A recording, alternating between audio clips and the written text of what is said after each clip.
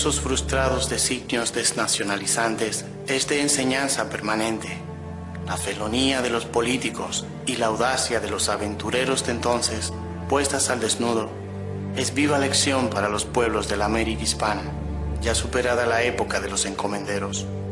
Los héroes militares, próceres civiles, salvadores de la patria, los hombres de la vergüenza contra el oro de ayer, constituyen el ejemplo imperativamente necesario de hoy, de mañana y de siempre. Emilio Rodríguez de Morici.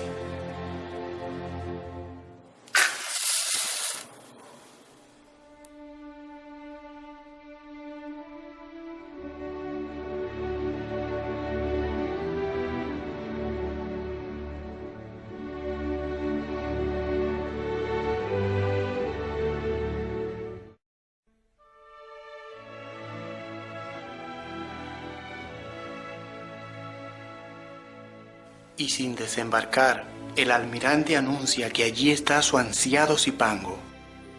Allí, a escasas 20 leguas de la costa, se encuentran las ricas minas de oro. A cosa de 7 u 8 leguas de tierra, fueron a divisar un montículo. Y Colón, con una seguridad que desarmó a su gente, afirmó que aquel era el lugar llamado Ofir, los montes todos de oro, las célebres minas del rey Salomón. La codicia del oro dirigida por el poder financiero mundial degeneró en el primer holocausto del Nuevo Mundo contra la población aborigen en la isla de la Hispaniola. ¿Quién les diría a ese pacífico pueblo indígena, viviendo en armonía con la naturaleza, que ese oro, carente de valor alguno para el desenvolvimiento de sus vidas, se convertiría en su peor maldición, al extremo del exterminio absoluto de su raza?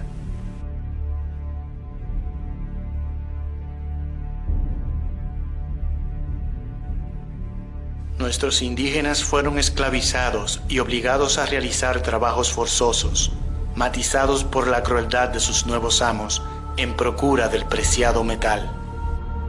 Fue tal el abuso cometido contra ellos que provocó la inmediata indignación de los primeros misioneros enviados por la orden religiosa de los dominicos, quienes sin reparo y con profunda determinación accionaron al horror develado ante sus ojos, manifestando su más enérgica y valiente defensa en el sermón Ego Post Clamantis in Deserto, el cuarto domingo de Adviento, día 21 de diciembre del año 1511, por Fray Antón de Montesinos, constituyéndose en la primera proclamación en defensa de los derechos humanos en el Nuevo Mundo. Decid, ¿con qué derecho y con qué justicia tenéis en tan cruel y horrible servidumbre a aquestos indios? ¿Con qué autoridad habéis hecho tan detestables guerras a estas gentes, que estaban en sus tierras mansas y pacíficas, donde tan infinitas de ellas, con muertes y estragos nunca oídos, habéis consumido? ¿Cómo los tenéis tan opresos y fatigados, sin darles de comer ni curarlos en sus enfermedades, que de los excesivos trabajos que les dais, incurren y se os mueren, y por mejor decir, los matáis, por sacar y adquirir oro cada día?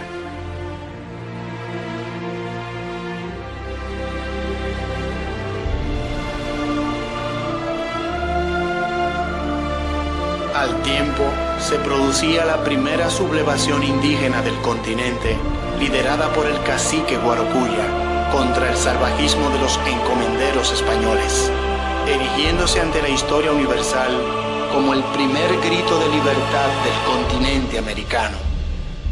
Este drama dantesco en la actualidad continúa azotando a los pueblos del hemisferio.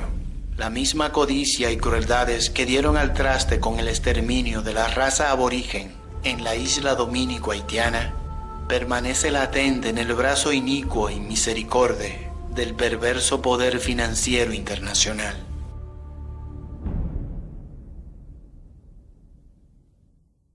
Resuena en las montañas, valles y poblados de nuestra América la voz que clama en el desierto de Montesinos, y los pueblos en lucha continúan revelados en el grito de libertad de Enriquillo contra las políticas injerencistas de saqueo y destrucción de las potencias imperiales del planeta.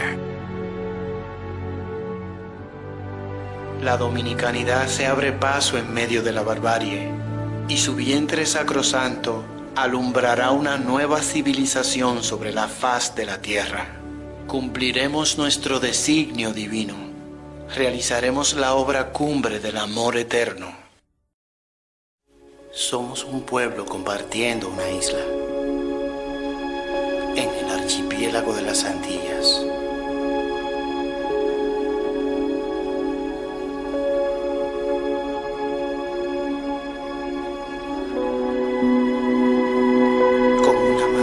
Biodiversidad desbordada de belleza.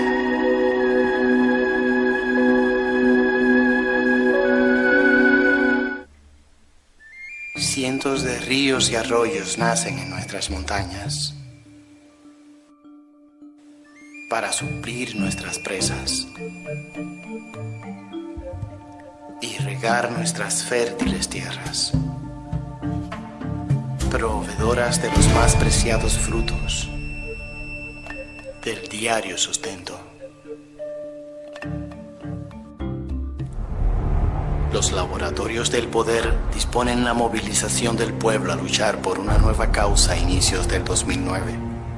Una concesión para la construcción de una cementera en el Parque Nacional de los Saitíes es otorgada en apenas 10 días al Consorcio Minero Dominicano.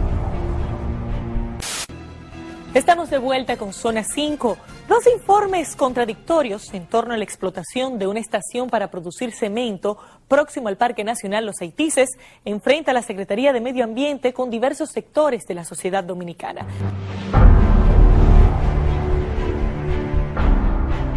Es un gran proyecto con visión de futuro y es, como lo quiere el presidente Leonel Fernández, producto de una alianza entre lo público y lo privado, entre lo civil y lo militar. La construcción de una cementera en el distrito municipal de Gonzalo, en Monte Plata, ha generado una controversia.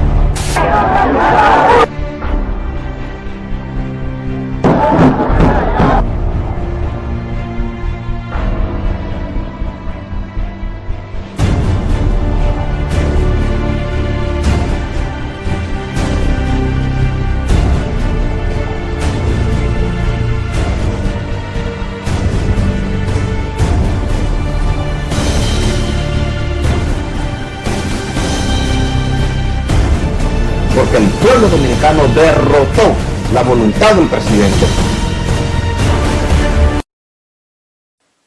¿Un triunfo para el pueblo?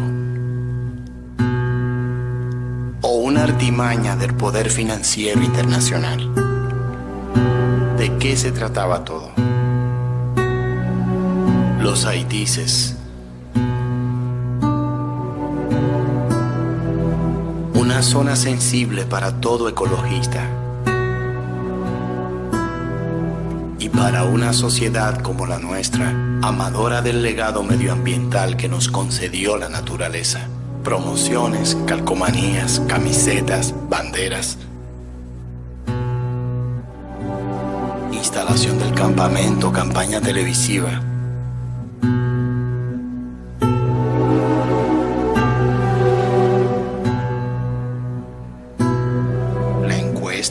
El concierto, llegada de los supervisores de la PNUD.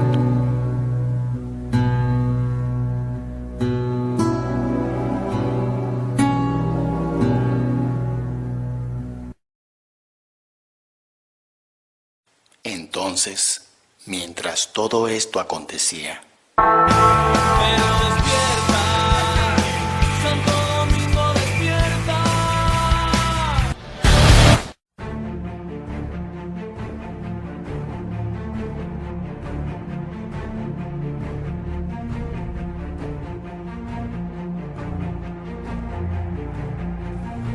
a solo 98 kilómetros de Santo Domingo.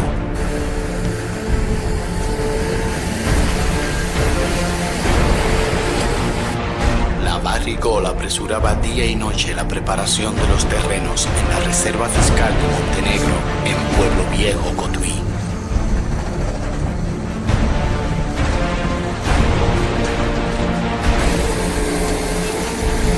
Para instalar el imponente aparataje de su mina procesadora de sulfuros.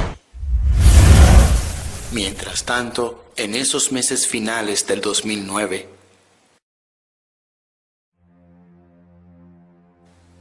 candentes debates en torno a una enmienda al contrato del Estado Dominicano con la Barrigol se generaban en el Congreso.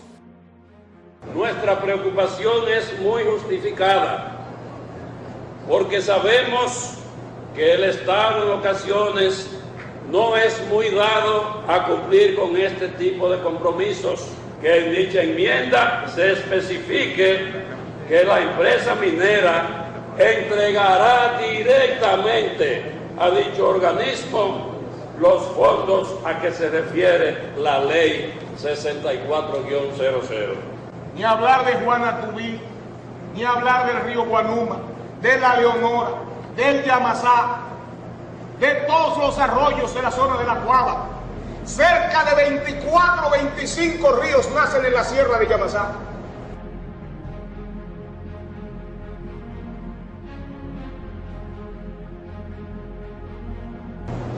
Por la provincia Monseñor Nomuel, por Piedra Blanca, que llegan allá. Pero además, Pueblo Viejo está más cerca de Maimón que del municipio de Cotuí. Y de la forma que está concebido todo, Maimón no recibiría nada. Sería la injusticia más grande que se pueda cometer contra un municipio. Estos senadores, alegando los daños inevitables al medio ambiente por la terrible explotación, clamaban solo por beneficios económicos para sus provincias.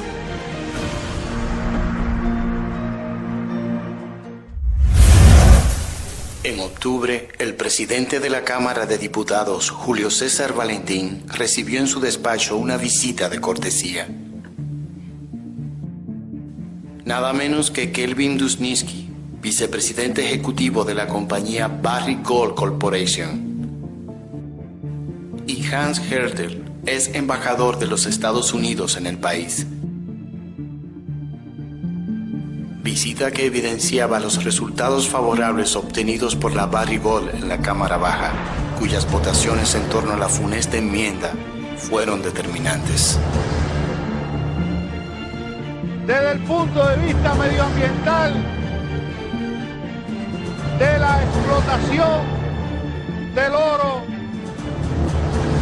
de Pueblo Viejo, ha recibido impacto su aire, sus aguas, los seres humanos y animales que ahí residen.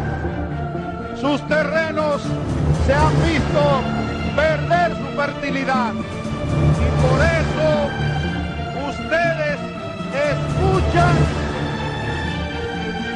que en República Dominicana existe una bomba ecológica que es, sin duda alguna, la bomba ecológica más grande de América, colegas legisladores.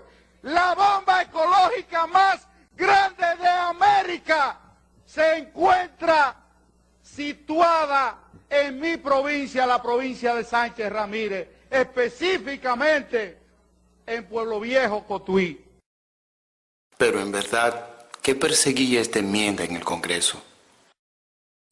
¿Desde cuándo los poderes financieros del planeta estaban interesados en explotar el oro dominicano?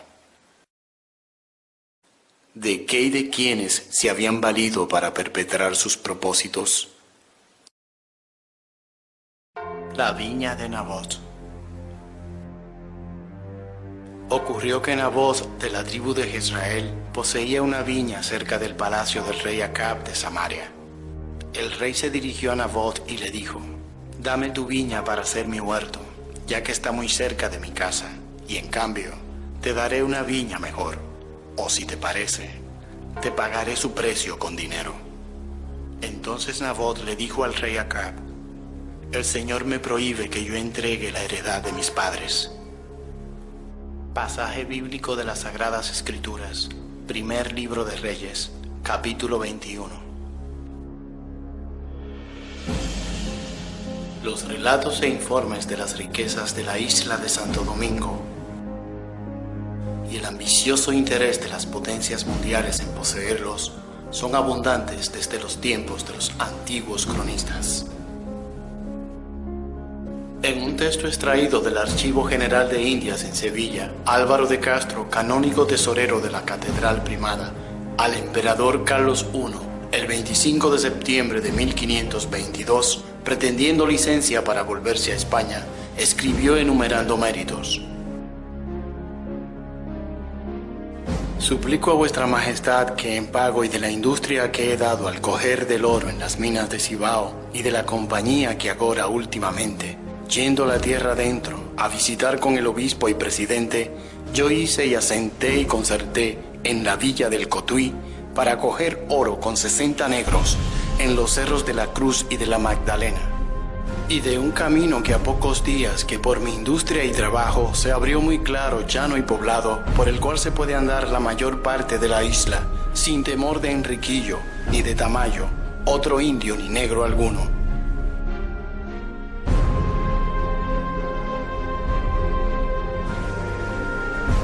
En 1730 el padre jesuita Pierre-François Javier de Charlevoix, basado en los manuscritos del padre Jean-Baptiste Lepeur, afirmaba en su obra Historia de la Isla Española o de Santo Domingo que ésta poseía cuantas especies de fósiles produce la naturaleza, todos los cuales debían aumentar su valor, y afirmaba también que no había isla en el mundo donde se hayan encontrado tan bellas y tan ricas minas de oro. Antonio Sánchez Valverde, racionero de la Catedral Primada, publica en 1785 su obra Idea del valor de la isla española, en la que ofrece las utilidades que de ella puede sacar su monarquía. Las famosas minas de Cibao, grandes por la abundancia y ricas por los quilates de su oro, son conocidas desde el principio del descubrimiento de las Indias. Y el primer oro que presentó a los reyes católicos el almirante se sacó de ellas. El pueblo de Cotuí, que está más hacia arriba al norte, se llamó antiguamente de los mineros, porque en su territorio hay y se trabajan entonces muchas y ricas minas de oro.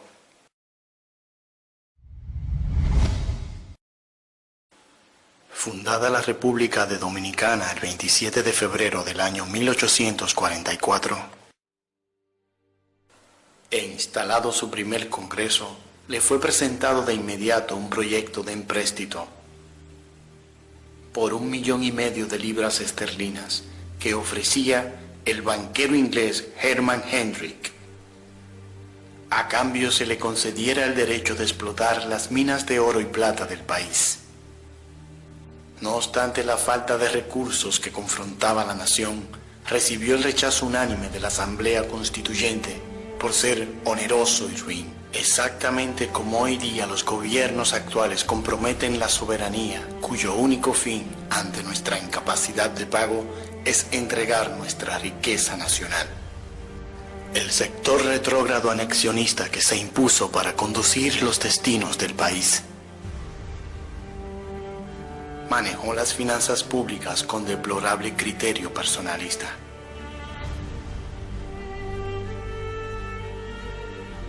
Los cambios de mando entre los caudillos Pedro Santana y Buenaventura Báez, ambos de la misma escuela antipatriótica, impidieron que ningún propósito de organización estatal se implementara, degenerando en la improvisación y el caos. El afán de lucro de los políticos dominicanos ha sido la causa eficiente de todos los desórdenes de nuestra vida nacional. Y esto ha sido bien aprovechado por los intereses del poder financiero internacional, que de continuo han procurado el dominio de nuestras innumerables riquezas. Asumido su primer mandato, Santana envía de inmediato a José María Caminero a los Estados Unidos de Norteamérica a realizar negociaciones con los gobernantes de ese país. Esta encomienda tendrá como finalidad conseguir armamentos, vestuarios militares, provisiones y acuñar 50,000 pesos en moneda de cobre, los cuales serán satisfechos con madera de caoba o en letra de cambio sobre la plaza de San Tomás. Entre los documentos que Caminero presentará en la Casa Blanca al secretario de Estado John C. Calhoun habrá un introductorio recomendado de los señores Roger Cohen y compañía. Roger Cohen y compañía. Roger Cohen y compañía.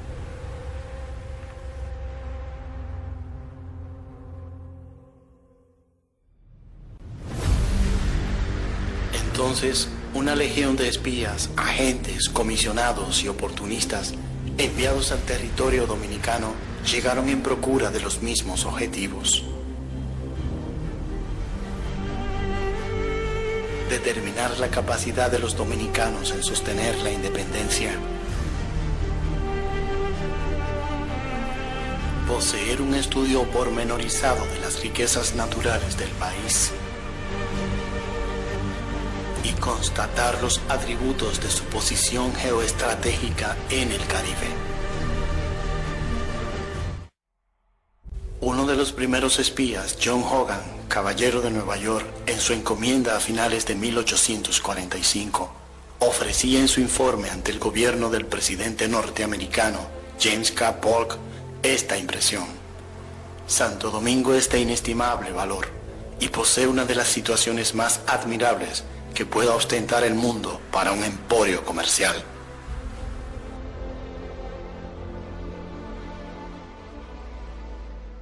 La importancia de las ventajas y riquezas de Santo Domingo aparecen por aquella época en un artículo del interés oligárquico en un diario de Caracas, reproducido luego en El Español de Madrid el 16 de noviembre de 1845. La sola península de Samaná, con su hermosa bahía de 14 leguas de largo con 5 de ancho, teniendo dentro de ella otra, la bahía de San Lorenzo de Perlas, desembocando en aquella el famoso río Yuna, navegable hasta la mejorada villa de Cotuí, de la cual distan poco las ciudades de la Concepción de la Vega y Santiago de los Caballeros, con caminos llanos y fáciles de convertirlos en ferrocarriles y circundadas de los más feraces terrenos agrícolas, puede fomentar dentro de poco un comercio maravilloso. Nada hay en América comparable a aquella posición desde la cual se está rumbo directo a Europa. Un río navegable, construcción de ferrocarriles. ¿Era esto transportar el preciado oro desde Cotuí por la vía del río o por rieles hasta la fabulosa bahía y desde ahí hacia donde dispusiera quien tuviera el control de la misma?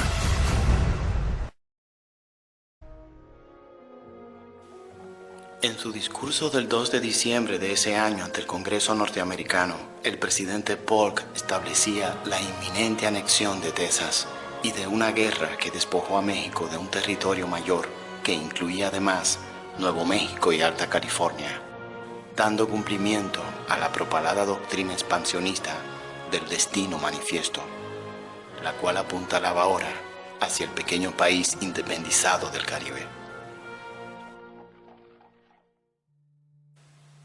En mayo de 1846 llegaba al puerto de Santo Domingo el siguiente agente, David Dixon Potter, el cual en 2 semanas ya estaba en la villa de Cotuí.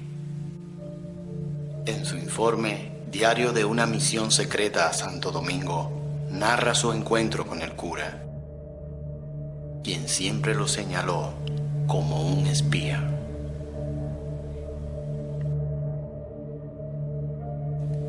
También serán comisionados a Santo Domingo Francis Harrison, Jonathan Elliot y Benjamin E. Green. En lo adelante, los gobiernos de la República dirigirán su política exterior a la búsqueda de empréstitos financieros y traicioneros tratados de protección, a fin de resguardar los intereses de los sectores financieros internacionales que representaban.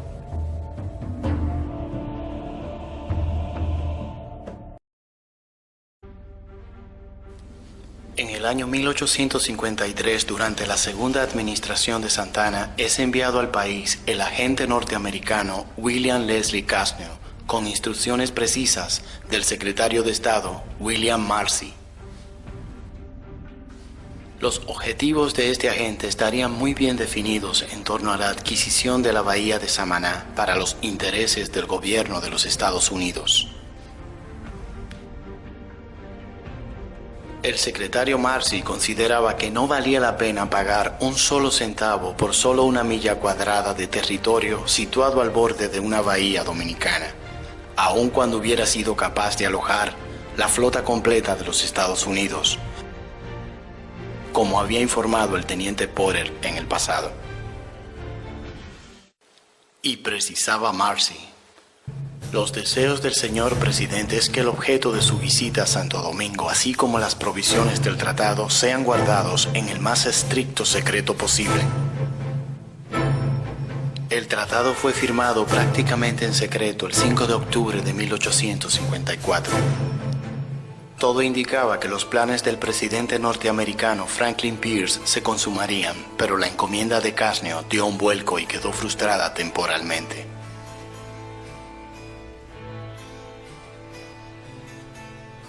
Casnew fue destituido y se le ordenó retornar de inmediato a Estados Unidos, pero permaneció en el país planeando un proyecto personal que se traía en manos. Comenzó a darle forma en los términos de especulación de tierras en gran escala y para 1860 ya estaba completamente delineado y en marcha. Ese año apareció en la ciudad de Nueva York la obra Los Campos de Oro de Santo Domingo, escrita por Wishart R. Corney, en la que se estimulaba al público norteamericano sobre las bondades de las maravillosas tierras de la isla. Si examinamos todas las historias existentes de la colonia durante sus años de prosperidad minera y consideráramos atentamente los caracteres geológicos y topográficos de la isla, no pueden menos de llamarnos en gran manera la atención al considerar que la isla de Santo Domingo es un inmenso campo de oro de un extremo a otro.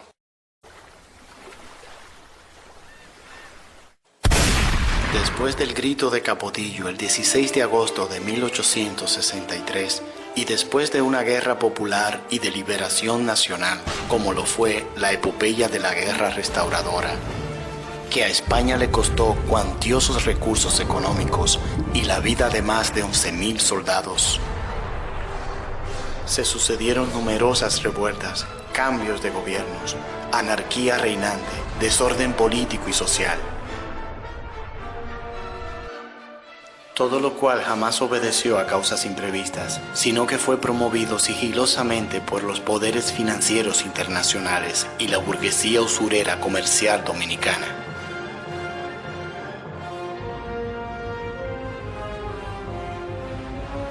Un clima de intranquilidad continuo que buscaba el cansancio del pueblo, que quería seguridad y paz, y así demandara el protectorado de una nación poderosa.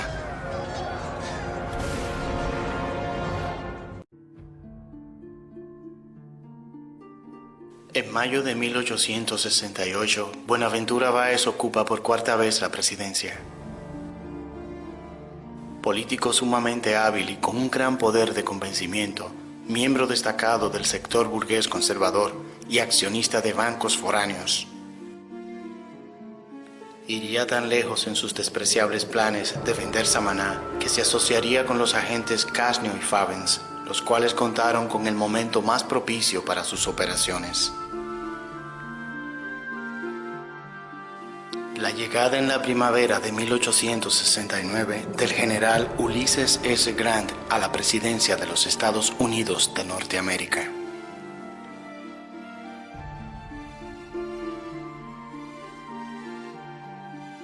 Iniciándose en Washington, según las palabras de Benjamin Saunders Worth, una era en que las pautas de honradez y decencia del gobierno llegarían al nivel más bajo. Grant era por consiguiente el gobernante ideal para las oscuras negociaciones de Vice y su camada de amigos, Favens y Casnew. El primero, designado como agente confidencial del gobierno dominicano en Washington, pondría en manos del nuevo secretario de Estado, Hamilton Fish, su memorándum del 9 de marzo de 1869, solicitando por parte del gobierno de Vice entrar en la Unión como un nuevo Estado, al igual que Texas.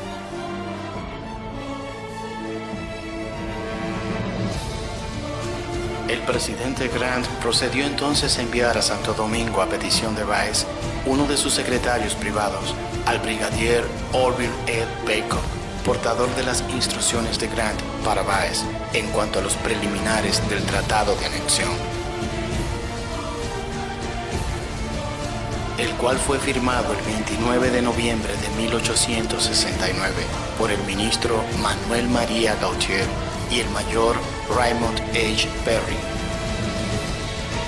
aunque su verdadero negociador fue el general Bacon, hombre de confianza del presidente Grant desde sus tiempos de la Guerra Civil.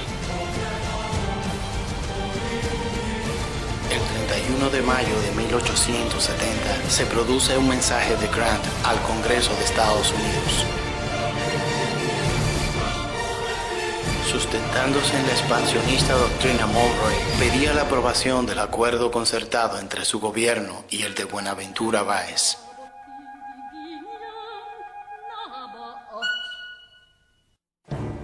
La serie de discusiones que se generaron en el Congreso norteamericano ante la oposición tan valerosa del senador Charles Sumner al tratado culminaron con su rechazo el 30 de junio de 1870.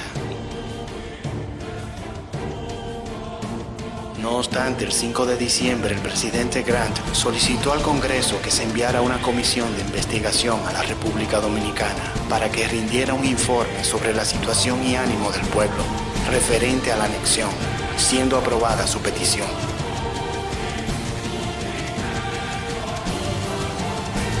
Fue en esa oportunidad que el senador Charles Sumner pronunció su célebre discurso inspirado en el tema que se expresa en el primer libro de los Reyes, La Viña de Nabot. Por medio al mismo, enarbolaba su honorable defensa a la eternidad de la causa del pueblo dominicano.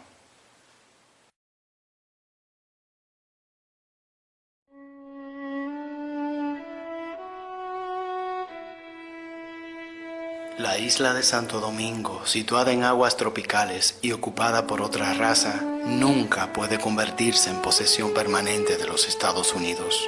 Podréis tomarla por la fuerza de las armas o por la diplomacia, cuando un escuadrón hábilmente manejado pueda más que un ministro, pero esta intromisión forzada no perduraría. Aquella tierra pertenece a los nativos, por el derecho de posesión, por el sudor de su frente y por la sangre que se ha mezclado con el suelo de su patria. Por su posición geográfica tropical, por su sol reverberante y por las leyes inalterables de su clima.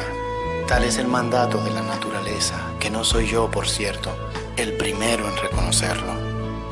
Santo Domingo es la más antigua del grupo de esas islas independientes, destinadas a ocupar el mar Caribe, hacia las cuales nuestro deber es tan expreso como los mandamientos.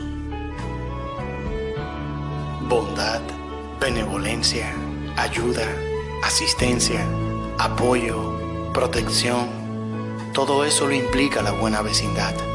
Todo esto tenemos que darlo libremente, ampliamente, pero su independencia es para ellos tan preciosa como la nuestra lo es para nosotros, y se encuentra dispuesta bajo la salvaguardia de las leyes naturales, que nosotros no podemos violar impunemente.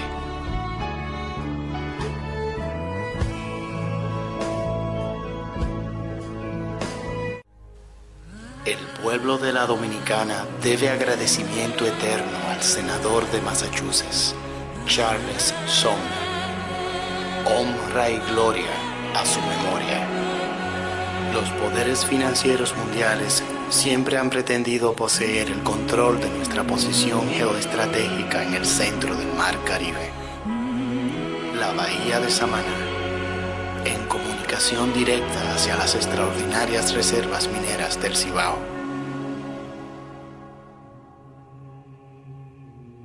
Sí, Juan Pablo, la historia dirá que fuiste el único vocal de la Junta Central Gubernativa que con una honradez a toda prueba se opuso a la enajenación de la península de Samaná, cuando tus enemigos, por cobardía, abyección e infamia, querían sacrificar el bien de la patria por su interés particular.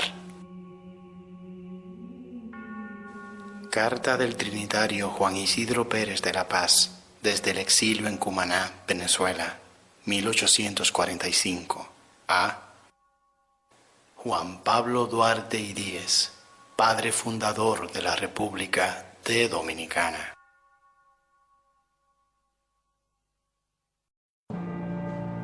Finalizado el siglo XIX y principios del siglo XX, las principales familias de banqueros conspiraron para constituirse en el hegemón del poder financiero mundial.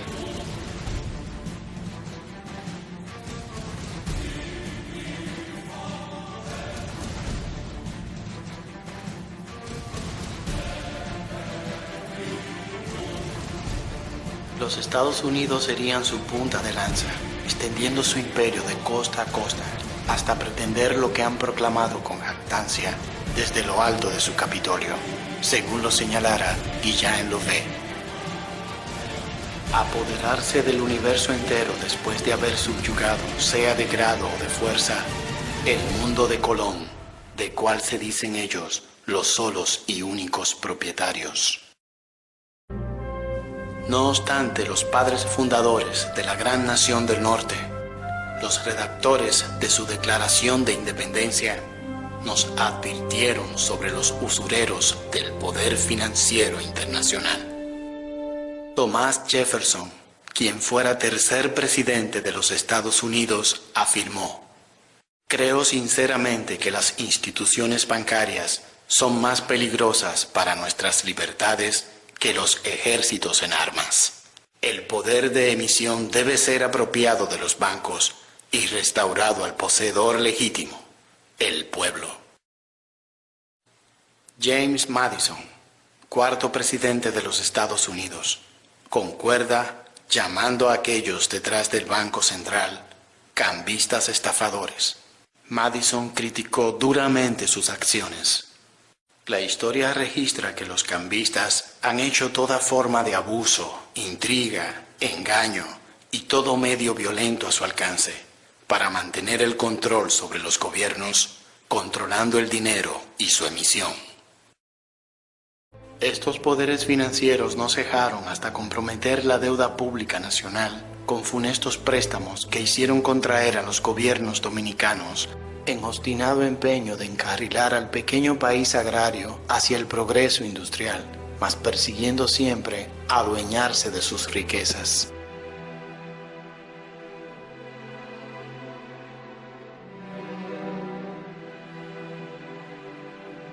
El presidente Ulises Heró contrajo un préstamo con la casa tenedora de bonos Western Drum y Compañía de Holanda, llevado a cabo en 1887 por 770.000 libras, y procuró otro en 1890 por 900.000 libras al 6% anual por 50 años, justificando la construcción de una vía del ferrocarril entre Santiago y Puerto Plata, destinando buena parte del dinero al soborno y al pago de prebendas políticas. En 1907 es contraído un préstamo con la firma Kuhn Loels & Company de New York, una de las principales casas usureras del poder financiero. Con este préstamo, el presidente Ramón Cáceres comprometió al país por $20 millones, cuyo Congreso además aprobó el Tratado de la Convención Dominico-Americana, que entregaba el control administrativo de las aduanas del país al gobierno de los Estados Unidos hasta completar el pago de esta deuda, que fue incrementándose sin control. y que tras el asesinato de Cáceres sobrevendría la oprobiosa ocupación norteamericana del año 1916, con sus secuelas de violaciones, torturas y mancilla a nuestro territorio, implantando la Guardia Nacional, de la que emergería el tirano Rafael Leónidas Trujillo. Este era la mano fuerte que necesitaban, la fórmula aplicada para encarrilar al país hacia su progreso industrial capitalista. El presidente Trujillo comisionó en 1953 al doctor Renato Sopís llevar a cabo las investigaciones de la antigua mina de Pueblo Viejo, Cotuí. Superada la tiranía de Trujillo, Dominicana inició un tortuoso trayecto hacia la democracia, marcado por nuevas elecciones, golpe de Estado,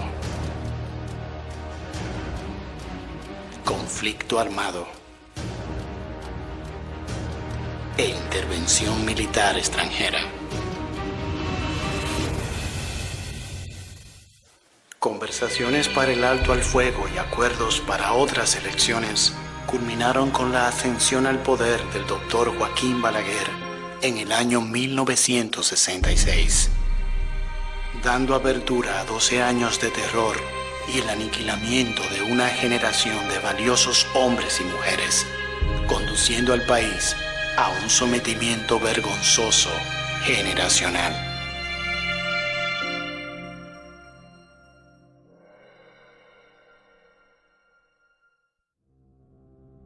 En el primer periodo de mando del presidente Joaquín Balaguer, se concedió la exploración de Pueblo Viejo a la Rosario Mining Company, que luego pasaría a llamarse en 1973 Rosario Resource Corporation, explotando los yacimientos y exportando el doré. En agosto de 1977 se inicia la construcción de la presa de Atillo. Su Excelencia Omar Torrijos, jefe del gobierno de la República de Panamá. Llegado a la presidencia Antonio Guzmán, la mina de la Rosario fue nacionalizada en 1979, tras ser comprada por $70 millones. Entonces el país fue azotado por el huracán David, que entre los terribles desastres causados a su paso, produjo el desbordamiento a una de las presas de cola de la mina de la Rosario en Pueblo Viejo, Cotuí, causando uno de los más alarmantes ecocidios en su zona de operaciones. La madrugada del 4 de julio del año 1982 culmina de manera trágica el mandato del presidente Antonio Guzmán. Los medios oficiales informaron al país que se suicidó, constituyéndose esta tragedia nacional en un gran misterio. El presidente Joaquín Balaguer, extrañado ante el hecho trágico, narró en sus memorias: Antonio Guzmán demostró durante los años que ejerció la presidencia de la República y durante el tormentoso periodo en que se negoció la crisis desencadenada por la Guerra Civil en 1965, que no era capaz de claudicar a ningún obstáculo por grande que fuera o por ominoso que se presentara ante sus ojos. Pero admito que se trata de uno de esos misterios que se traga con frecuencia la vida y que la historia es incapaz de descifrar. Joaquín Balaguer, Memorias de un cortesano en la era de Trujillo. Tras el arribo al poder del presidente Salvador Jorge Blanco en 1982, se dio inicio a una ruptura del modelo económico agroindustrial, reconvirtiéndolo a una economía de servicios fundamentada en el libre mercado, la devaluación de la moneda, mano de obra barata, creación de zonas francas, turismo e inversión extranjera. Todo muy cónsono con los intereses dominantes del gran capital extranjero. Referente a las medidas adoptadas por el gobierno del doctor Jorge Blanco, quien fuera secretario técnico de la presidencia en el gobierno de Antonio Guzmán, el arquitecto Leopoldo Espaillat Nanita ofreció su testimonio. Fue el grupo técnico de Jorge Blanco, encabezado por Bernardo Vega, el que consumó la negociación con el FMI antes de instalarse como gobierno, culminando en un plan clandestino de corte neoliberal, contrapuesto totalmente al que se había presentado a la convención del PRD y al electorado. Pero lo que Antonio Guzmán autorizó a regañadientes y luego revocó, fue llevado adelante con gran entusiasmo por el presidente Jorge Blanco y su gobernador del Banco Central designado, Bernardo Vega, dictando medidas de inspiración fondomonetarista mediante resoluciones a cargo de la Junta Monetaria y remitiendo al Congreso Nacional un paquete legislativo de diversa índole que afectaba en un amplio universo de actividades económicas. En enero de 1983, a los 4 meses de haber subido al poder Salvador Jorge Blanco, fue enviado al país como consejero político de la embajada estadounidense, nada más y nada menos que Manuel Rocha, quien 3 décadas más tarde representaría los intereses del poder financiero internacional en la mina de Pueblo Viejo, Cotuí. El 10 de abril del año 1984, el presidente Jorge Blanco se reunió en la Casa Blanca con el presidente norteamericano Ronald Reagan, artífice de la iniciativa de la Cuenca del Caribe, que no era más que uno de sus recetarios para la destrucción del aparato productivo nacional, al tiempo de profundizar políticas fondomonetaristas dirigidas a esclavizarnos por medio a la deuda.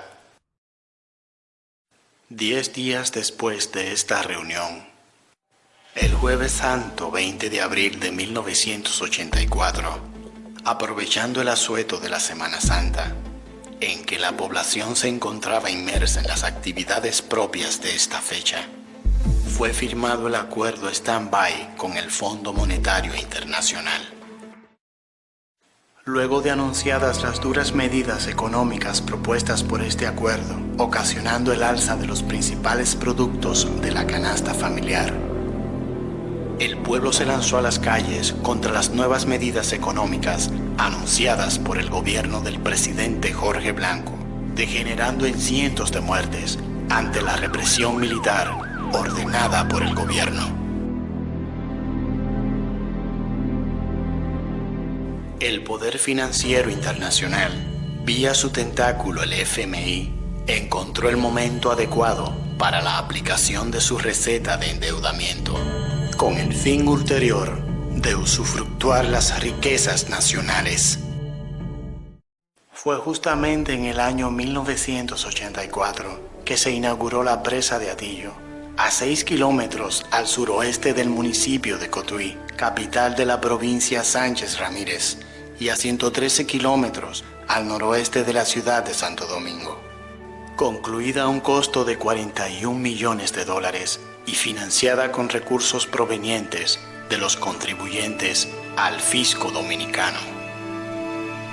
Único embalse construido con el propósito primario de contener las grandes avenidas de agua del río Yuna, las cuales en épocas de intensas lluvias rebasan la capacidad de conducción de su cauce normal, provocando grandes y a veces catastróficas inundaciones en el Bajo Yuna.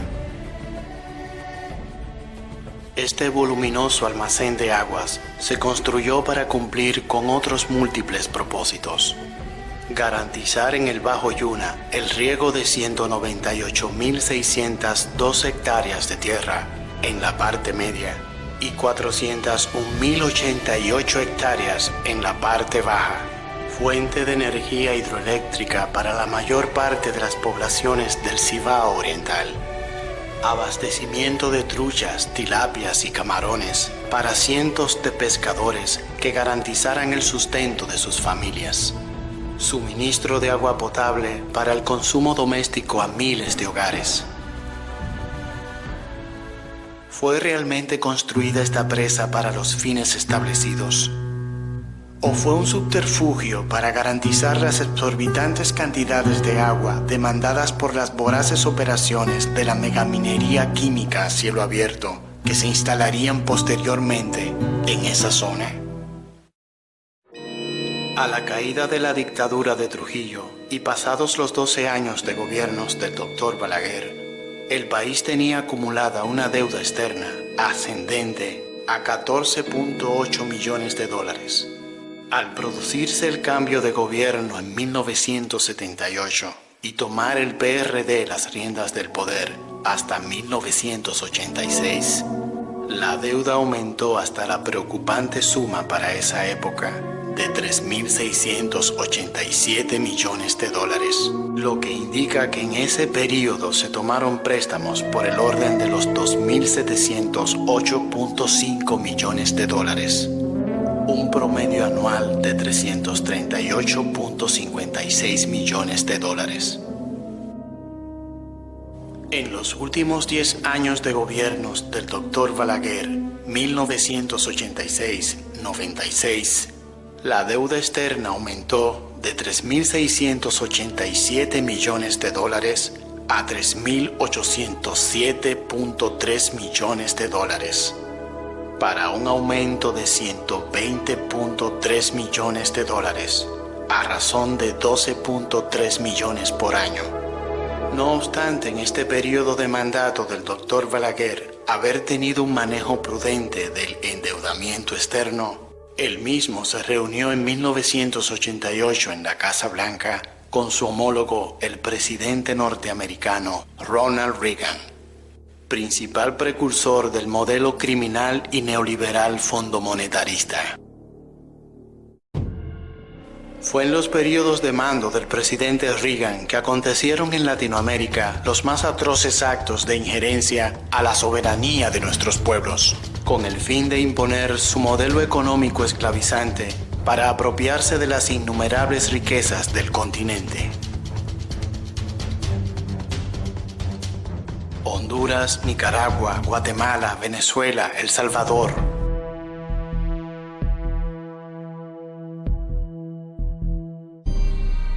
Las violaciones a los derechos humanos estuvieron a la orden del día.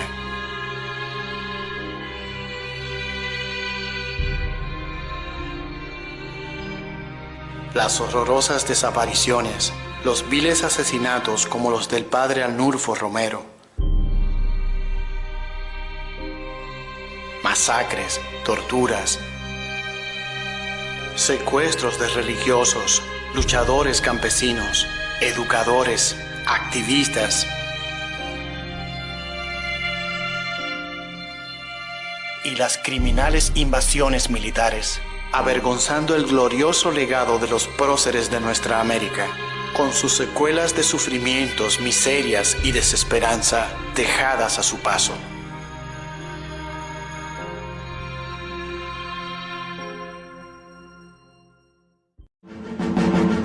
Let our friends and our adversaries understand that we will do whatever is prudent and necessary to ensure the peace and security of the Caribbean area.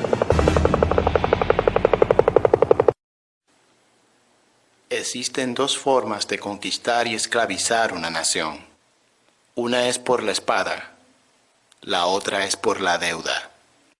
John Adams, segundo presidente de los Estados Unidos.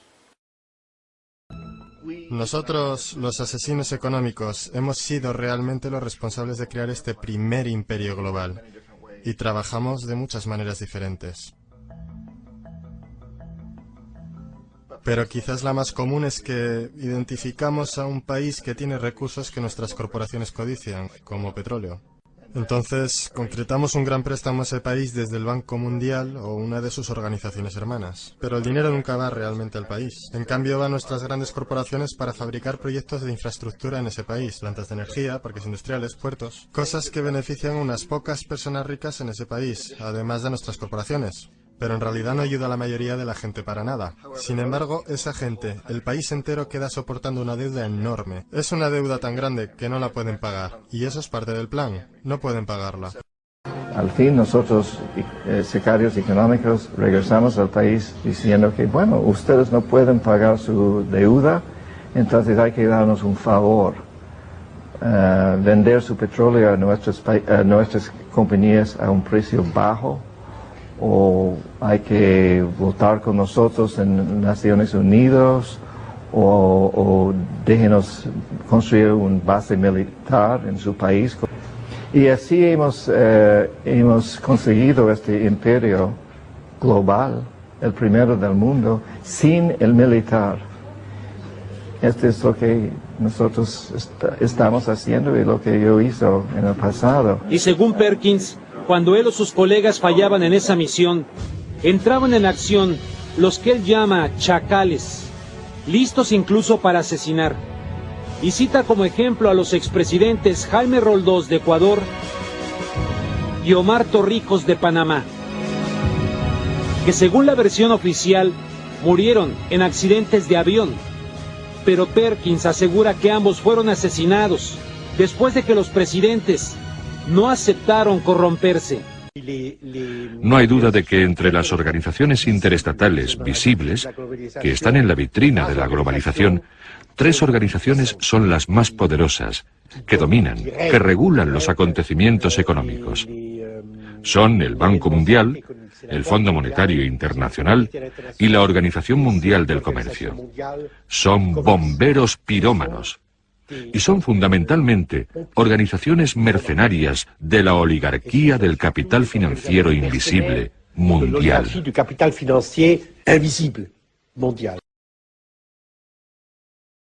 El camino ya estaba preparado.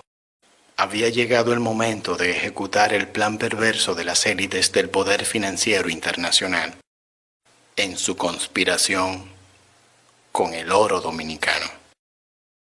El problema dominicano siempre ha sido de que hay un grupo minúsculo enquistado en el poder que confunde lo que es el pueblo con el patrimonio particular. Y en un gobierno del Partido de la Liberación Dominicana, sabiendo nosotros que las posibilidades de desarrollo de nuestro pueblo, que las posibilidades de renovación de nuestra esperanza como nación, radica en el manejo honesto y pulcro de los fondos del Estado, no vamos a permitir bajo ninguna circunstancia imaginable por el ser humano de que alguien pueda apropiarse de lo que no es suyo en perjuicio del pueblo. Al nuevo presidente... Con la llegada del doctor Leonel Fernández a la presidencia en el año 1996, Doctor Leonel Fernández Reina, quien en estos se abría un nuevo ciclo político en el país. Del expresidente constitucional de la República Dominicana, doctor Joaquín Balaguer Ricardo. La primera fase del modelo neoliberal fue la que se dio entre el fin de las dictaduras, más o menos, y fines de los 90, que es las privatizaciones, que era el robo de las empresas estatales, ¿verdad? Entonces, acabado ese proceso, damos paso a otro. En América Latina, desde fines de los 90 e inicios del 2000, empieza un nuevo proceso. Este nuevo proceso ya no tiene que ver con la deuda externa, ya no tiene que ver con el Estado, este nuevo proceso tiene que ver con los territorios. Tú tienes una segunda etapa donde entra el Banco Mundial a proponer, sobre todo en el informe del Banco Mundial del 97, la reconstrucción del Estado. El Banco Mundial es el que apela a que hay que detener el desmantelamiento del Estado y hay que reconstruir el Estado para privatizarlo, pues, para que se convierta en el garante de las reglas de juego. Y en Dominicana, la Presidencia de la República, los miembros de la Comisión de Reforma de la Empresa Pública, presidida por su titular, el doctor Antonio Isacombe, el administrador de la Corporación Dominicana de Electricidad y el secretario de Estado de Trabajo, el doctor Rafael Alburquerque. Y estamos aquí porque en el transcurso de este mes, los días 17 y 21 del mes de diciembre, se llevará a cabo el proceso de licitación para escoger las empresas que conjuntamente con la Corporación Dominicana de Electricidad van a participar en un proceso que se denomina la capitalización de la Corporación Dominicana de Electricidad. Su mandato 1996-2000 se caracterizó por complacer a los organismos internacionales del poder financiero, aprobando la Ley 141-97, que ponía en marcha un amplio plan de privatización para la entrega del patrimonio nacional a corporaciones mafiosas de capital extranjero, con la complicidad de altos funcionarios y segmentos importantes del empresariado dominicano. Entonces, la Comisión de Reforma de la Empresa Pública ha venido trabajando en detalle en todo lo que tiene que ver con la participación de empresas privadas, pero se requiere ahora capitalizar a la Corporación Dominicana. Piensen en lo siguiente: todos esos transformadores que tiene la corporación, toda esa planta, todos esos cables que tiene la corporación, van a venir capitalistas que van a poner una suma igual a eso.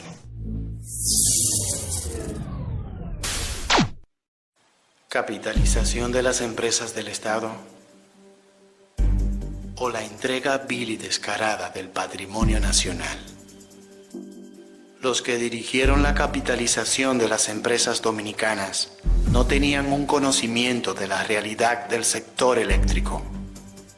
Este fraude colosal se hizo subvaluando los activos de las empresas para evitar la declaración desierta del proceso de licitación, causando pérdidas extraordinarias al patrimonio nacional.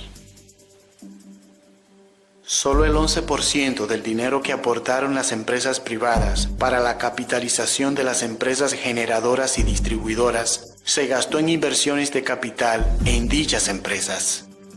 El 16% de los fondos aportados por las empresas privadas se utilizó para pago de pasivos que después debió asumir el gobierno, y el 73% restante se utilizó para pago de gastos corrientes de las empresas.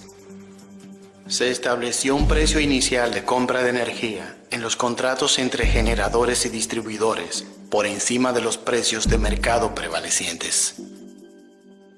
Se entregó la totalidad de la administración de las empresas capitalizadas, en las que el Estado dominicano tenía el 50% de las acciones, al control del sector privado, sin ningún mecanismo efectivo de vigilancia y control, ya que de 5 miembros que tenían los consejos de administración de las empresas capitalizadas, 4 correspondían al sector privado y 1 al Estado, dejando en libertad al sector privado en el manejo de los presupuestos y contrataciones, con requerimientos mínimos para las contrataciones con empresas vinculadas a la empresa privada que administraba la empresa capitalizada, ni restricciones en cuanto a la venta de los activos, ni a la posibilidad de hipotecar los mismos. Se excluyó a más de 2.5 millones de dominicanos, al no incluirse la expansión de la electrificación rural y suburbana, como parte de la responsabilidad de las distribuidoras.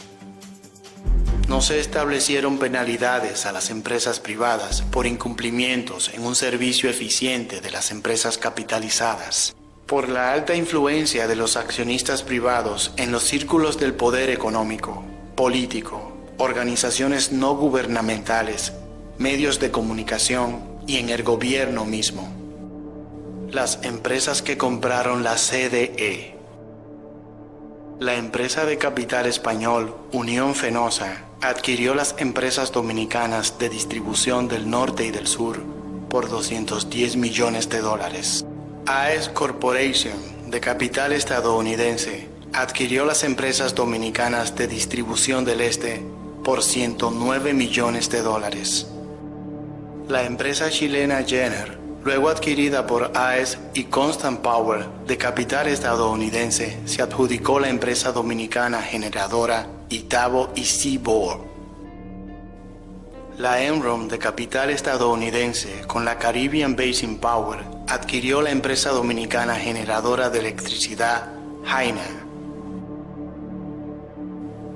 Los nuevos accionistas de la CDE supuestamente aportaron $643.5 millones, dinero que aún es un misterio en cuáles cuentas del Tesoro Nacional fueron depositados.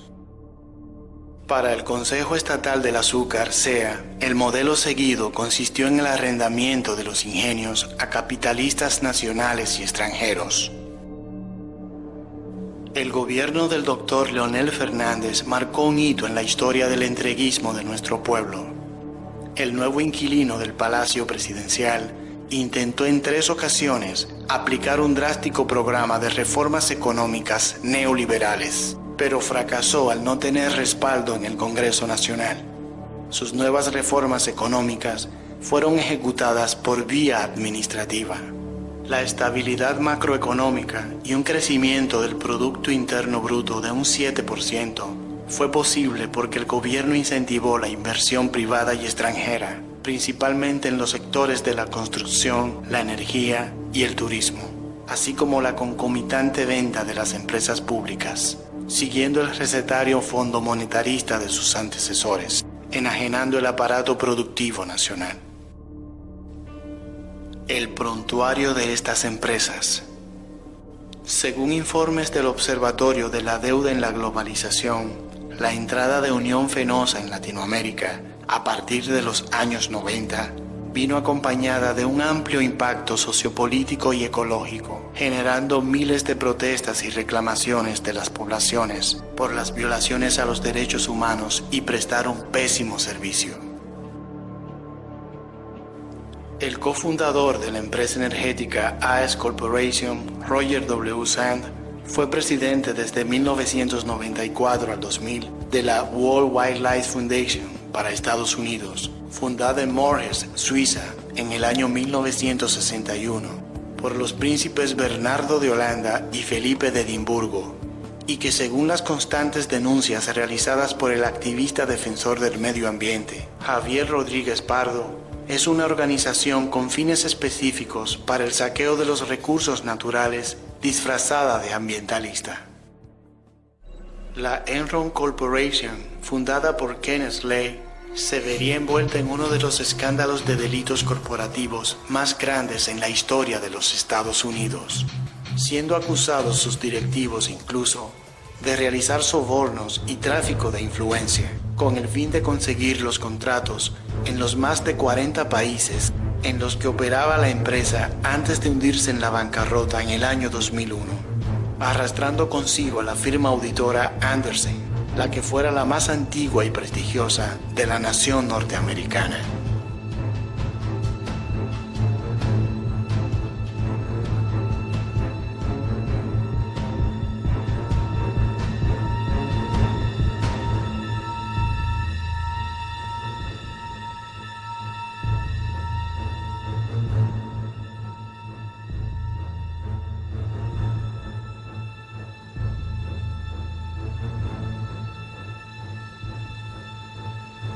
El círculo íntimo de Kenneth Lay.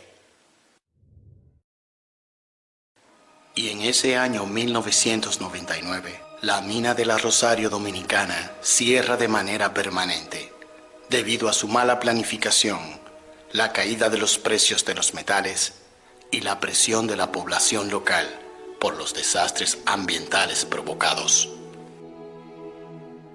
Fue en el gobierno de Leonel Fernández, 1996-2000, que quebró la Rosario Dominicana. Eso ha quedado en el olvido, pero la quiebra de la Rosario es una responsabilidad política de Leonel. Miguel Peña es director de minería, periodos 1982-86 y 2000-2004. Iniciado el mandato del presidente Hipólito Mejía, en el mes de abril del 2001, fue enviada una comisión encabezada por la secretaria de Industria y Comercio, la licenciada Sonia Guzmán, a la conferencia Invirtiendo en las Américas, celebrada en Miami, Estados Unidos.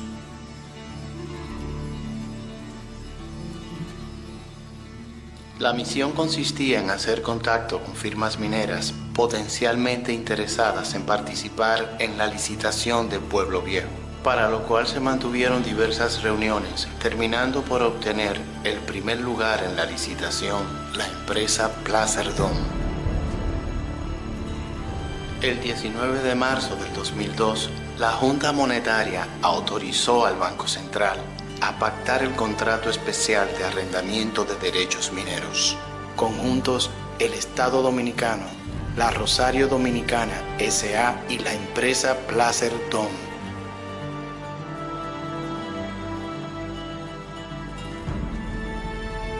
El día 22 de marzo del 2002, la Junta Monetaria conoció y aprobó dicho contrato especial de arrendamiento, el cual establecía como beneficios en favor del Estado Dominicano el 25% de participación en las utilidades netas y el 3.2% como regalía por retorno neto de fundición, aparte del 25% de impuesto sobre la renta. También contemplaba que Placer Dome se haría cargo de una parte del costo de recuperación ambiental. Así quedó el camino despejado por la avanzada que hacía la Placer Dome para lo que nos vendría posteriormente con la Barrick Gold.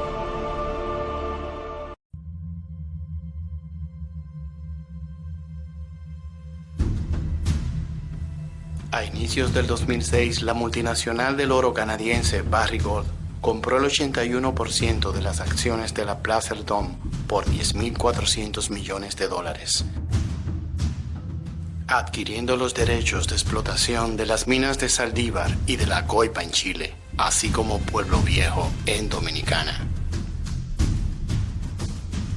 Según datos ofrecidos por la Barrick Gold, las reservas probadas de los yacimientos de oro, plata y cobre presentes en Pueblo Viejo ascendían a más de $24.000 millones, convirtiéndola entonces en una de las minas más importantes del planeta.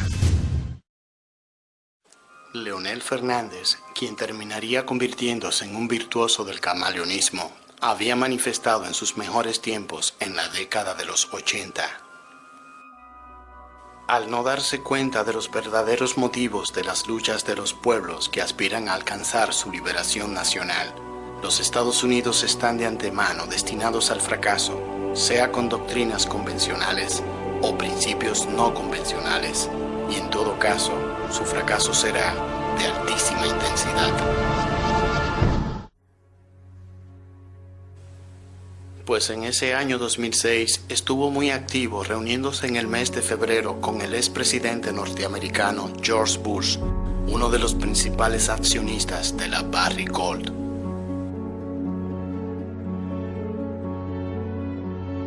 En junio giró una visita a la reina Isabel II de Inglaterra.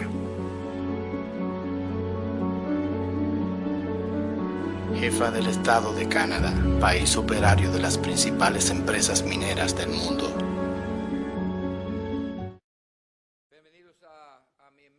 Para concluir a finales de ese año visitando en la Casa Blanca al presidente George W. Bush.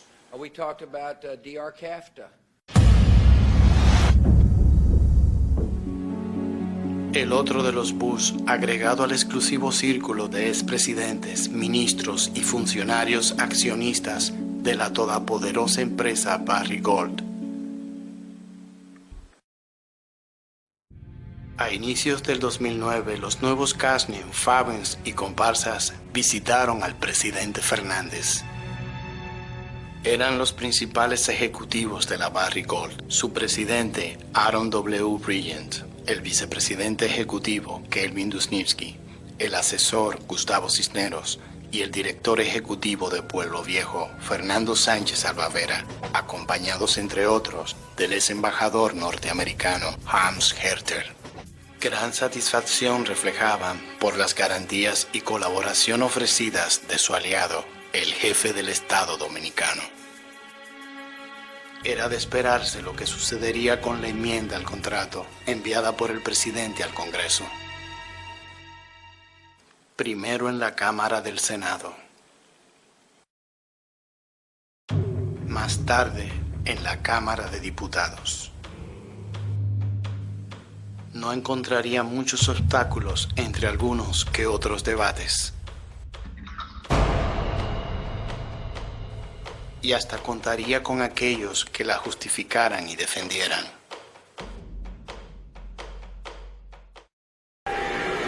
Y que debemos, independientemente de que el contrato efectivamente hubiese podido ser mejor de lo que es, pero que debemos entender que por la necesidad de ajustar un par de cosas al contrato, no podemos de ninguna manera poner en riesgo una inversión tan importante y tan necesaria para la República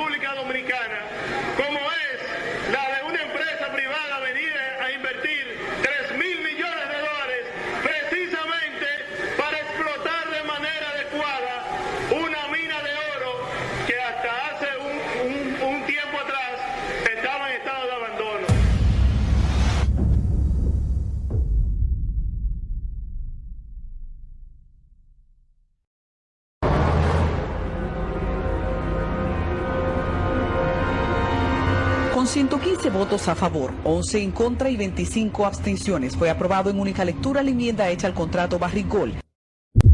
Asesores contratados por el Banco Interamericano de Desarrollo recomendaron modificar el contrato especial de arrendamiento de derechos mineros a los fines de reflejar que la tasa del PUM sea de 0%, hasta tanto el proyecto alcance una tasa interna de retorno de 10%. ¿Es acaso el Banco Interamericano de Desarrollo uno de los tentáculos del poder financiero internacional, el verdadero poder detrás de la Barrick-Gold? Cuando Placer Dome es adquirida por la Barrick-Gold, el oro estaba en $540 la onza Troy. Pero el año pasado, cuando Barrick-Gold ve que de acuerdo al artículo 8 del contrato suscrito entre el Estado Dominicano y Placer Dome, y que lo había asumido como tal, tenía que entregarle cada año al Estado Dominicano un 25% de participación en las utilidades netas, lo que se llama el PUM.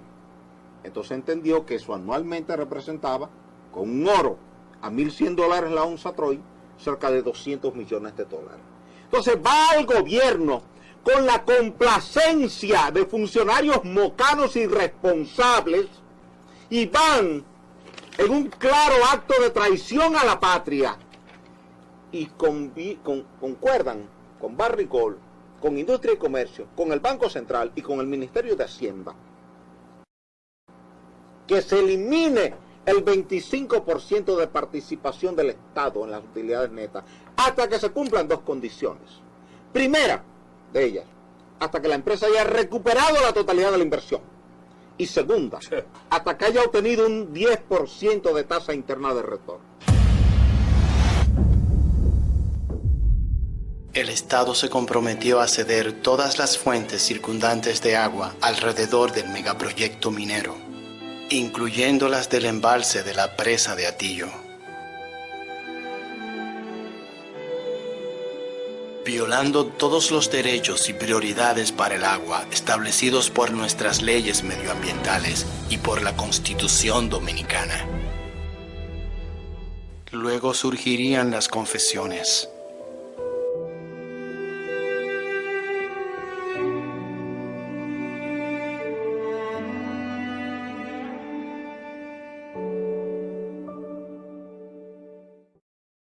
Ese contrato fue apoyado por todos los líderes de los partidos políticos. Eso sí yo te puedo decir, de que los líderes políticos instruyeron a cada bancada política a que votaran por el contrato. El contrato de la Barrick-Gold, según varios legisladores, fue una orden del presidente Fernández y Miguel Vargas Maldonado. Los propios legisladores PLDistas admiten que cometieron errores con la sanción del acuerdo. No lo leí. Debo decirle, yo me he caracterizado por ser sincero en la Cámara de Diputados. No lo leímos. La rapidez que llegó, yo no pude leerlo entero.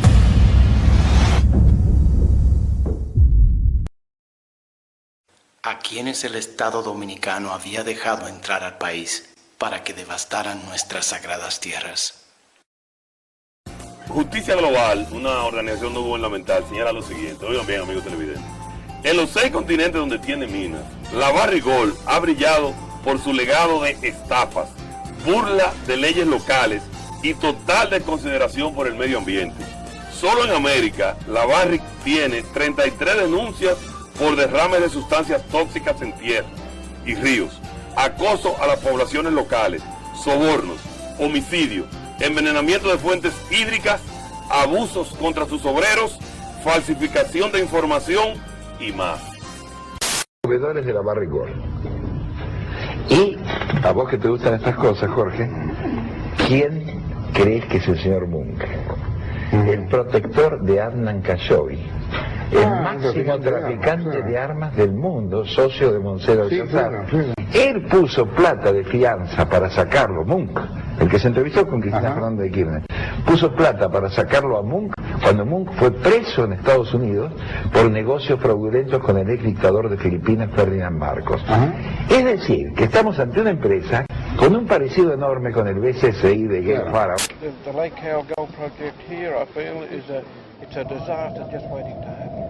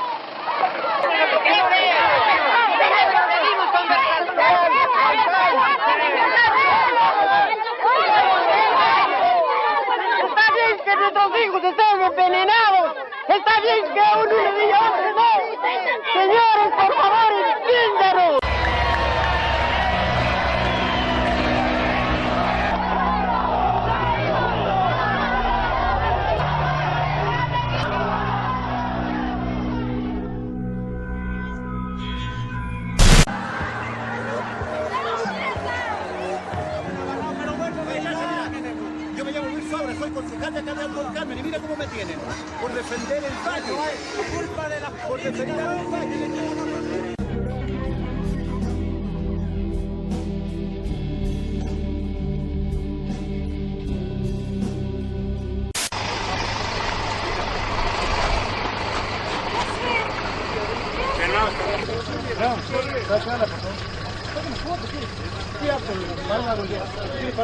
Chile, fuera de Argentina, fuera la barriga de América Latina. In May 2009, the activists discovered that Cristina Fernández, Argentina's president, had met Barrick Gold's director, Peter Munk, to confirm the company's right to exploit Famatina and other mountains. Barrick Gold viene, se sienta con la presidenta a puertas cerradas durante una hora y termina en la firma de los convenios con Argentina y Chile, porque viene Argentina, va a Chile y a los 2 días tenemos los convenios firmados, se aprueban y no se discute. El día que reprimían a las chicas allá en Peñas Negras. Qué horror, qué terrible. Ese mismo día la presidenta lo recibe a Peter Moon. El 6 de abril se reunía Cristina Fernández de Kirchner con Peter Moon. Está apurando el trámite para que le entreguen lo que él considera que es de él, que es la cordillera. Y bueno, todos saben quién es este señor.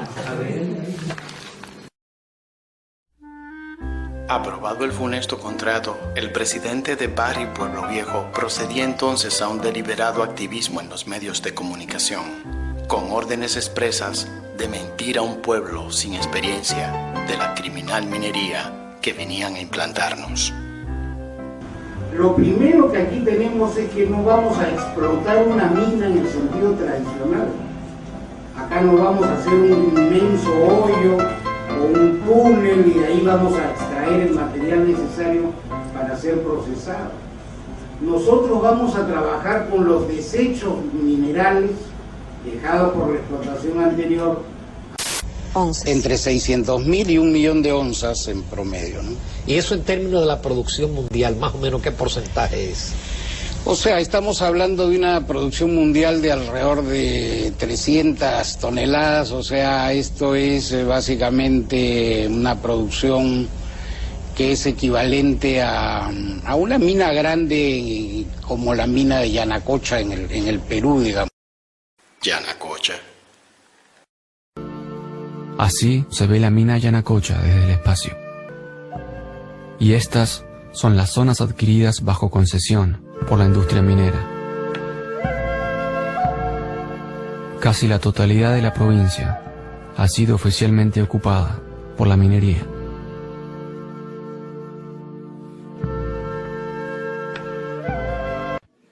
¿Qué nos van a dejar con el pretexto de que nos dan desarrollo? ¿Cuándo es ese desarrollo? Señores, para que haya desarrollo tiene que haber productividad. Habrá desarrollo el día que si sus vacas botan 3 litros, de aquí a un año que tengan 10, eso es desarrollo, porque va a haber más dinero para todos, para que tengamos que comer. ¿Dónde va a ser desarrollo? Que lo empiste en una carretera para que por ahí pase sus metales pesados, sus venenos, eso es desarrollo.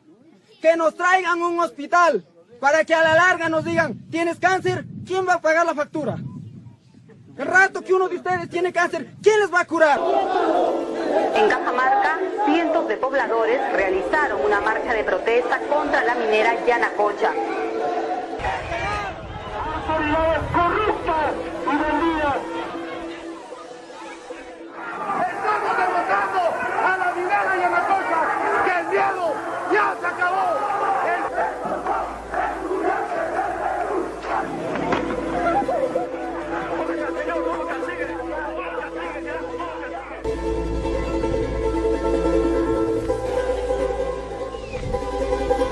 Pero en un galpón de su área de operaciones, descubrimos que Yanacocha, la mina de oro más rica del mundo, había comenzado a destruir años de documentación.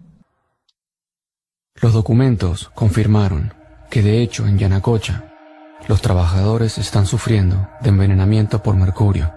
El límite legal para la presencia de mercurio en sangre u orina es 150 partes por billón.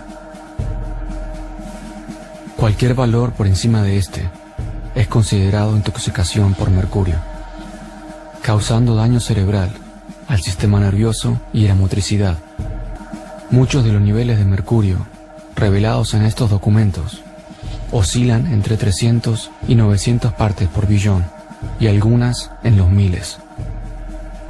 Los documentos son manejados por los máximos ejecutivos de Yanacocha, como Federico Schwalf, ex gerente de operaciones, y Carlos Santa Cruz, vicepresidente de Newmont para América Latina. Como la mina de Yanacocha en el Perú, digamos.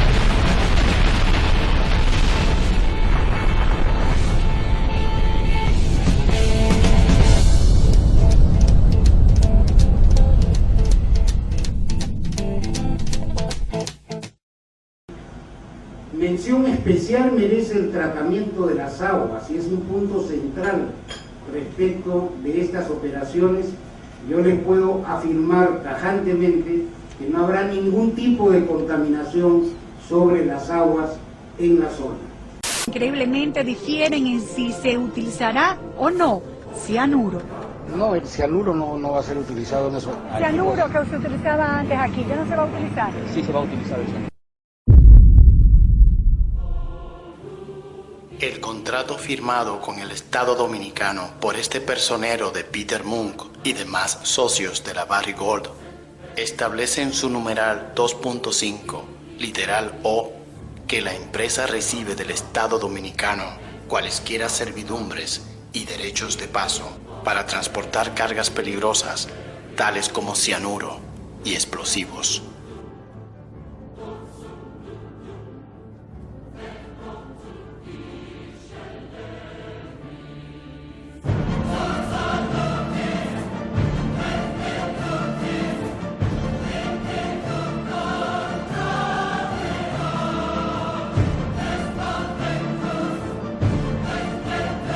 Y desde que la mina se instaló acá, las personas han reportado un incremento en enfermedades de la piel, principalmente en los niños. Los efectos son residuales y bueno, se pueden desarrollar distintos tipos de cáncer. Es un problema serio y sinceramente da tristeza y me preocupa ver cómo está su cuerpo. ¿Verdad? Que pongan manos en el asunto para que esto no se siga dando en el país, ¿verdad? Donde hay empresas mineras irresponsables, aquí en el Valle del Lirio, donde está dañando la salud de las personas. En Dominicana, Barrick Gold y Gold Corp devastaban nuestro acervo ambiental de igual forma que hermanos pueblos de Latinoamérica y del planeta.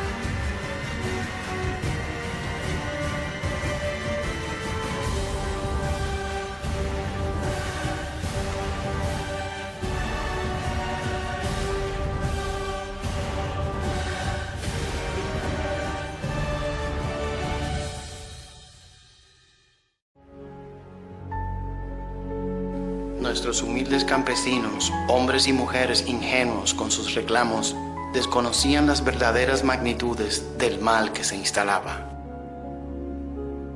Hasta los palos, adultos grandes, se han dañado casi toditos. Los aguacates se han dañado todas las naranjas. Si paren este año, como dice la doña, no paren el año que viene. ¿Te oye? Hay río no puede unos días nada, que es contaminado. ¿Te oye? Agua no tenemos. ¿Te oye? Se nos han secado los aguacates, se nos han secado la naranja dulce, la naranja agria, los guineos, los plátanos. La yautía uno la siembra y no pasa de ese tamaño, no merma. No sé qué está pasando. El agua está totalmente contaminada, que ese es el producto número 1 de la comunidad y ahora mismo estamos sin agua. Estamos inquietos por lo menos porque ya quedamos poca familia y sintamos mucho la soledad y cosas. Sí, se siente un poco, mucha enfermedad y cosas, y como uno no sabe de dónde le salen, uno piensa a veces que son la contaminación. Que vamos a morir, ¿no? Porque nosotros no tengamos, mire, cuando exploten eso ahí, va a pasar el veneno a nosotros el agua, no vamos a morir obligados. La severa contaminación minera de las aguas del arroyo Margajita y del arroyo Hondo, que drenan sus aguas desde la mina hacia la presa de Atillo, con un pH ácido de 1.8 igual al ácido de batería, con una concentración de hierro de 2.250 miligramos por litro y con una conductividad eléctrica de 4.600 microsiemens por centímetro, fruto de la altísima concentración de metales pesados en dilución, contaminaron con cadmio las aguas de la presa, envenenando los peces y afectando a cientos de pescadores y miles de familias. De manera irregular han estado muriendo gran cantidad de peces en la presa de Atillo, lo que ha provocado el asombro de los pescadores, precisando a las autoridades medioambientales a investigar la causa real. Y es que a pesar de que son miles los peces que han muerto en esta presa de Atillo, los pescadores de la zona temen a culpar a alguna de las empresas mineras de contaminar las aguas. Lo que no podemos pronunciarnos por motivo de que sin prueba uno no se puede pronunciar, pero de que hay sospecha, hay sospecha. Desde el Ayuntamiento Municipal, el nuevo síndico de Cotuí, Rafael Molina Lluveres, acusa directamente a la empresa minera Barrick de ser la principal culpable de las recientes muertes de las tilapias. Realmente ese envenenamiento que la Barrick lo quiere negar es producto del movimiento de tierra que ellos hicieron activando la contaminación. La política de la Barrick Gold y su socia Goldcorp consistirá siempre en negar y ocultar los daños derivados de sus nefastos procederes, empeñada en impedir que se divulgue su mala imagen establecida ya en todo el mundo. En marzo del 2010 ocurrió un suceso difícil de ocultar en las instalaciones de la Barrick Gold. Gran parte de la fuerza laboral de la empresa minera Barrick Gold, la cual está compuesta tanto de nacionales como de extranjeros, tuvo que ser hospitalizada de urgencia con síntomas como cólicos intestinales y diarrea. La intoxicación se pudo haber producido por la explosión de una caldera. Los medios de prensa se hicieron eco, pero la empresa de inmediato minimizó el suceso, se desligó del mismo y ejerció su influencia en las declaraciones de los médicos de la zona. Define que va en la dirección alimenticia porque es cólico intestinal y diarrea. Las víctimas fueron trasladadas a Maimón, Bonao y San Francisco de Macorís, disponiéndose de un secretismo en los centros asistenciales donde fueron atendidos.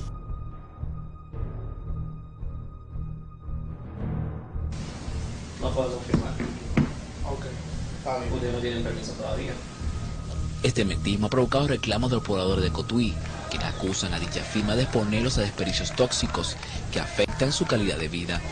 Ese pueblillo que lo está matando a ellos, no es ninguna comida, como dicen, porque yo he trabajado ahí y sé que la contaminación es fuerte. Es envenenando a la persona que se está aquí en esta provincia. Si no se toma carta en el asunto, el presidente de la República nos va a encontrar al pueblo de Cotuí muerto totalmente.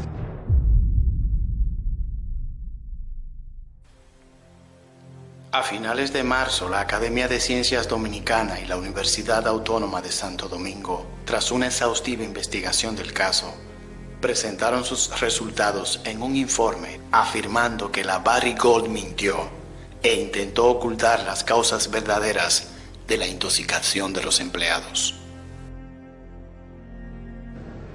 Otra importante conclusión es que se trata de una intoxicación de origen químico.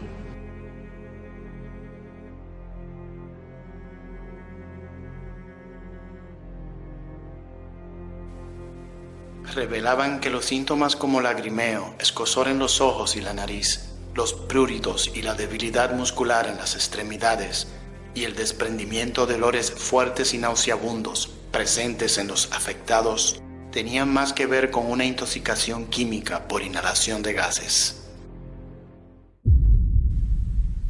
Otras conclusiones del informe sostenían además que en la mina de Cotuí había indicios y evidencias de violaciones a los derechos migratorios, sindicales, laborales y humanos, ya que los empleados afectados, la mayoría suramericanos, no usaron carnets médicos que demostraran poseer afiliación alguna con aseguradoras de riesgos de salud, y que muchos expresaron que no tenían acceso a sus pasaportes ni dominio de sus pasajes de regreso. El informe elaborado por 13 reconocidos especialistas solicitó que fueran paradas las operaciones de la mina. Una diversidad de ciudadanos, comunicadores, ambientalistas, economistas, políticos, autoridades religiosas, organizaciones y grupos sociales iniciaron los debates, demandas, manifestaciones y protestas ante el gobierno dominicano y contra la empresa extranjera canadiense. De por qué nos oponemos a la Barrick Gold acerca del daño que la Barrick va a hacer al medio ambiente, al agua de Cotuí, el impacto, por ejemplo, en el río Bajo Yuna. Llamo a reflexión a que no revisemos, porque si ya decidieron por aprobarlo sin leerlo, ¿qué harían ahora? Donde le están poniendo condiciones a República Dominicana, a otro país. A tu país nadie le puede poner barreras.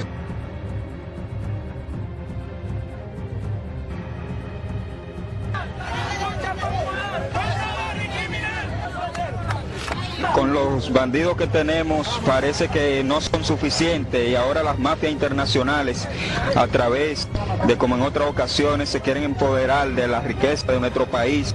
Reivindicar a nuestros patricios, a nuestros liberadores, a los trinitarios, a los restauradores.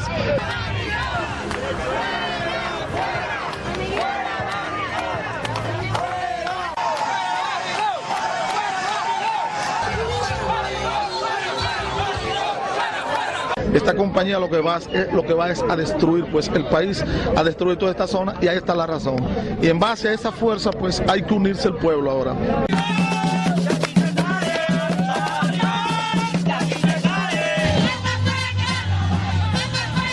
Que viene un monstruo a envenenar.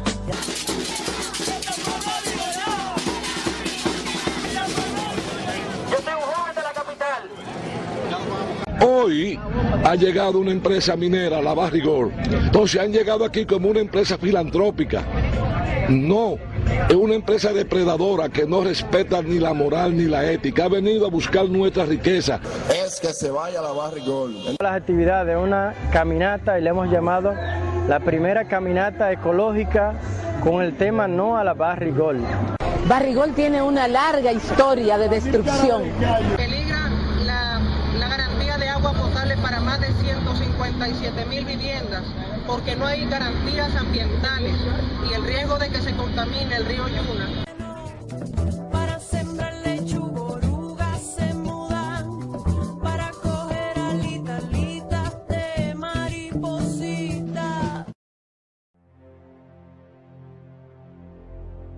Rafael Molina Lluveres, quien había abandonado su curul en la Cámara de Diputados para lograr la alcaldía de Sánchez Ramírez en Cotuí, vinculándose al movimiento que venía generándose, había fijado su posición contra la Barrick Gold. Amparado en las leyes de los arbitrios a las alcaldías, mantuvo paralizada la entrada de las maquinarias autoclaves que habían llegado por el puerto Arroyo Barril de Samaná, para dar inicio a las depredadoras operaciones del proyecto minero. A finales de septiembre, el alcalde Rafael Molina Lluveres hizo una desalentadora revelación en el programa televisivo El Despertador. Confesó que el ex embajador de los Estados Unidos, Hans Hertel, uno de los asesores de la empresa minera, utilizaba al secretario general de la Liga Municipal Dominicana y senador, Amable Aristi Castro, como mediador entre la empresa multinacional y el ayuntamiento. Reveló que el mismo Herter le había llamado personalmente para advertirle que las grandes potencias, Inglaterra, Estados Unidos y Canadá, estaban siendo perjudicadas con pérdidas de dinero por los obstáculos que él había puesto. En el mes de octubre del 2010, el Ayuntamiento de Cotuí aceptó recibir de la empresa transnacional, mediante un acuerdo de cooperación, la suma de 400 millones de pesos anuales para obras de la comunidad, a cambio de permitirle el paso de sus vehículos y contar con el beneplácito municipal para sus operaciones mineras en Pueblo Viejo.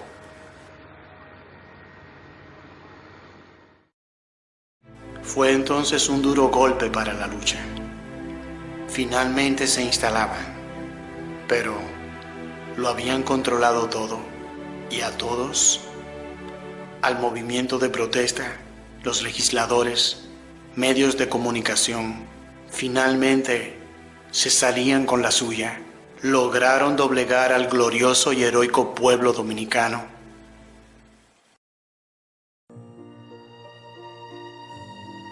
Al final de ese mismo año 2010, la organización cristiana Paz Dominicana realizó una caminata por la paz y la preservación del medio ambiente, desde la Basílica Nuestra Señora la Virgen de la Altagracia en Higüey, hasta las instalaciones de la mina Barrick Gold en Pueblo Viejo, Cotuí. Mediante esta acción se presentó a la nación la propuesta formal de realizar un referendo consultivo a fin de que el pueblo decidiera la viabilidad o no al modelo de desarrollo económico extractivista con la utilización de cianuro. Al tiempo que estas multinacionales mineras han utilizado como estrategia para sus nefastas inversiones la mentira, el soborno de funcionarios estatales y la compra de comunicadores.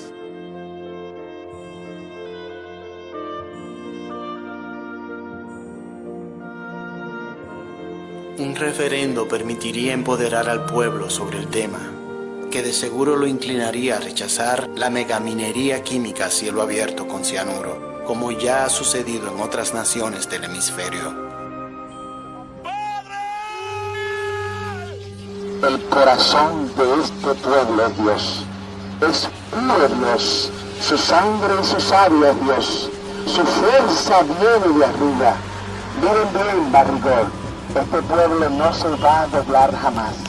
Hemos venido aquí con valentía, con nuestras vidas y con nuestras tierras ofrecidas a Dios, a desafiar a ese Goliat, a los amalecitas, al imperialismo y a las élites mundiales que están aquí saqueando a nuestros pueblos pequeños. Dominicana ha nacido como un arcano de luz, como una fuerza portentosa que va a transformar naciones con su ejemplo. He aquí la estirpe de la luz que estaba guardada, reservada para este momento histórico. Dios se va a glorificar haciéndole justicia a esta empresa.